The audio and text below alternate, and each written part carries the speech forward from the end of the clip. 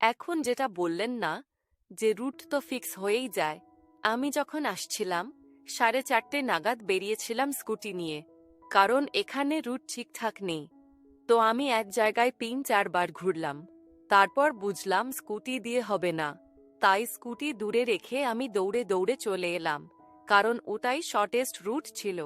অনেক যে বোধ সাহিত্য আছে সেখানে সাগর সরিতার যে উদাহরণ দেওয়া হয় সেটা ঠিক এই কথাই বলে যে নদীগুলোকে দেখো, কোনো নদী এমন নেই যে সে তার পথ বদলায় না, আর কোনো নদী এমনও নেই যে সাগর বদলে দেয়।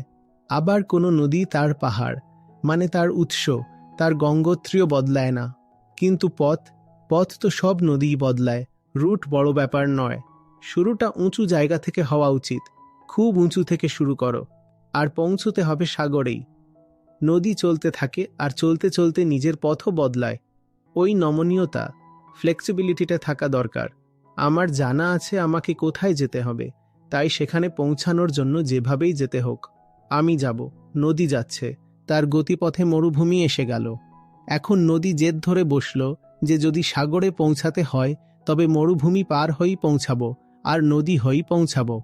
কিন্তু নদী ব্যর্থ হয়ে যাচ্ছে, কারণ মরুভূমি পুরো নদীকে শুষে নিচ্ছে। তখন আকাশ থেকে একটা আওয়াজ আসে, বলে, পাগল, তোকে তো সাগরেই পৌঁছাতে হবে, তাই না? নদী বলে, হ্যাঁ। তখন সে বলে, তাহলে অদৃশ্য হয়ে যাও, বাষ্প হয়ে যাও। বাষ্প মেঘে পরিণত হবে, আর মেঘ তোকে মরুভূমির ওপারে নিয়ে যাবে। তুই সাগরে পৌঁছে যাবি। গন্তব্যের প্রতি এতটাই ভালোবাসা থাকা উচিত যে সেখানে পৌঁছানোর জন্য পথ বদলানোটাও স্বীকার রয়েছে।